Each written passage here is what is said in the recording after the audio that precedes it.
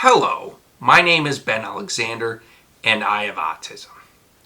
And today I'm going to talk about autism and depression. So I'm going to try to figure out the correlation between autism and depression, and I'm kind of going to share my experience of depression as an autistic individual. I mean, depression affects all of us. It doesn't matter whether we're autistic or not. But for somebody on the spectrum, it can definitely be a lot different. For example, people on the spectrum tend to get bullied or have a lot more risk of being bullied, a lot more risk of not being understood because of the autism. Trust me, I've been there before. It just happens. It's life.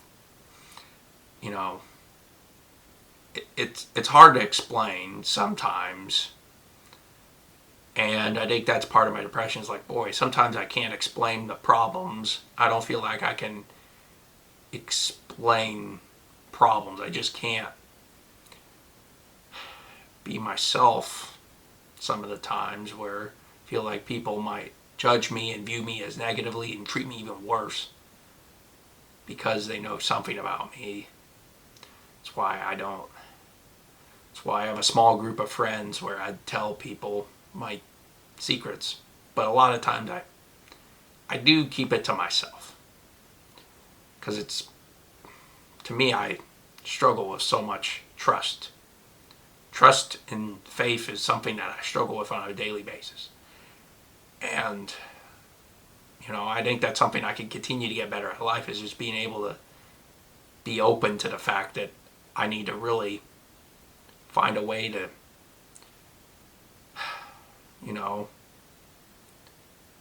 maybe go to a counselor, trying to find ways to cope with depression too. And and sometimes I talk about it and it doesn't quite get better as well. Because I've had that before, I've had a bunch of spiritual struggles, and it'd probably be a couple months, and then bam, it's still continuous. And, there's a lot of things I carry on a daily basis. Lots of pressures, lots of criticism. Criticism's part of life. People are going to criticize you no matter what you do, no matter what your field you're in. You're going to deal with criticism. You can never be protected from criticism, and I think you got to learn how to deal with criticism, and that's part of depression too. And I think it's like, oh boy, people are just critical of each other. It's like, it's crazy. But again, I think there's some criticism where it's warranted, but others it's just like it's unnecessary. Unnecessary criticism, and the funny thing is, they could be hypocritical. Like, somebody could criticize you for, I don't know, talking too much, but then yet you catch them talking for an hour or something on the phone, and yet they're criticizing you for talking too much, and you weren't even on the phone for an hour. You were on the phone for like 10 minutes. That's kind of the thing where it's like, that would be unwarranted criticism at that point. But warranted criticism would be like, hey, I think the way, you should learn how to take care of your body. You should exercise more. Though I've been pretty bad at exercising lately. Even though I got a QB under my desk, I haven't been using it for a couple weeks, sadly. And again, that'd be unwarranted criticism. Like, I'm not going to go tell somebody to go exercise, but if somebody were to tell me, hey, go exercise more, that'd be warranted, because they're right. I need to find a way to exercise and move around the house. Even though I know I'm unemployed and can't necessarily afford a gym, or don't want to pay for a gym membership, because I obviously would like to try to save my money, because I don't know how long my employment will last. I don't. I've tried applying for jobs today. And again, maybe once I get a job, that's can at least maybe think about things. But yeah, like I said, I'm not going to go criticize anybody for,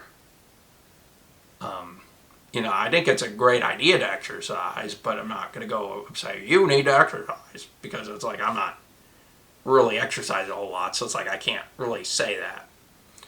I don't know if that makes sense or not. So warranted means like, if a fitness coach came and told me to exercise, 100% warranted criticism. And maybe it's constructive criticism. That's another word. It's like it's constructive. It's meant to build you up. And destructive criticisms like, you're a terrible person. You should go and cry in the corner and never stop crying. You're such a loser. That's destructive criticism right there.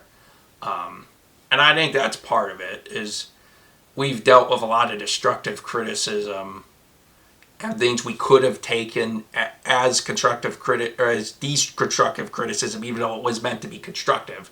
I think that's a problem too. It's like, maybe it was the tone they said it, maybe they've done something in your life where you just don't trust them anymore. And it's like, and you question whether it's constructive or deconstructive criticism. Yeah, there's some trouble when that happens. That causes a lot of depression too, is, bad role models, bad family, bad friends, bad romantic relationships, even though I've never been in a romantic relationship, but I know maybe you have, and I've known people that have been in bad romantic relationships, and it's really made it hard for them to move forward. Not impossible, but hard. It's a difficult challenge. And that causes depression too. Depression isn't some magic thing that goes away. You can't necessarily cure depression, no matter how many meds it takes. It's just part of the human experience. Depression and sadness and anger and happiness and joy, sadness, human emotion. You can't take human emotion away for many of us. That's just who God created us to be, is with human emotion. That's just that's part of it. And I think depression is not a good thing, of course not. But you also can't get, whenever you feel depressed, it's a time to reflect, but not press the panic button, Just reflect, be like, all right, I'm going to be calm, cool, collected, and try to figure out what is wrong with the situation at hand and just fix it. I don't need to worry about beating myself down or, worrying about making a mistake in the future. Those are things that I struggle with a whole lot. I just need to focus on the project and the task at hand. I think if we do that, I think it will help a lot. And I'm going to come on here and just be honest with my struggles. Sometimes I wish I didn't struggle as much as I did, but again, the human experience is just struggling through life. There's also good times. I've had good times in my life. Like, I had a really good childhood. I was pretty happy a lot of my childhood. Of course, there were bad days, because who has never had a bad day, even in the best of times? But and here's another thing, where it's like, even in the best of times, bad days still exist. But even in the worst of days, good days exist. Because I've had excellent days, even in the worst of times. It's like, I had a great day today. Man, this is awesome. I wish it would stay, obviously. That's the human in me. It's like, man, I wish this could just stay. But again, sometimes and sometimes you just have a bad day. Sometimes it's in your control, sometimes it's not. It's just how life goes. And, for somebody out there struggling with depression, go to a counselor. And I mean, if necessary, I think medicine could help for sure. And obviously, if the doctor's saying take the medicine, I'd take the medicine. I'd listen to your doctor because they're going to know what's best for you. If you get a good doctor, and I'd hope that you would do the research to make sure there's a good doctor. That's just one of those things where building a trusting relationship with a counselor and a doctor is going to be very important for that type of work. Because I've done counseling in college before and it's really helped me. But like I said, I talked about the gym membership being too expensive.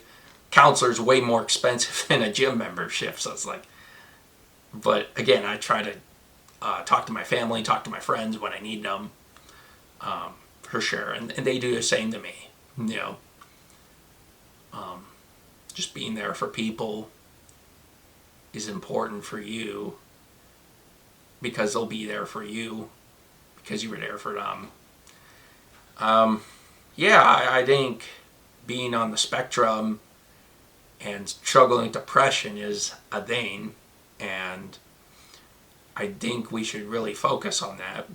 There's a lot of people out there that view autism as like a really, really negative thing.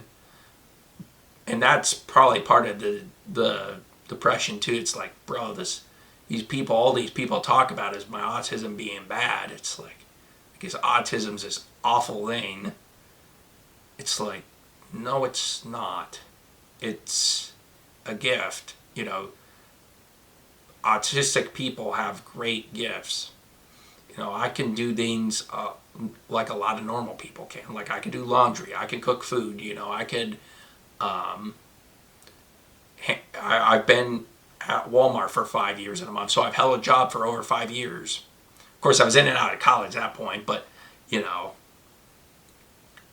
I've held a job, I can get a job. I can work. I don't have to live off of government Social Security, even though I'm living off of unemployment right now, but I don't have to live off of disability and Social Security.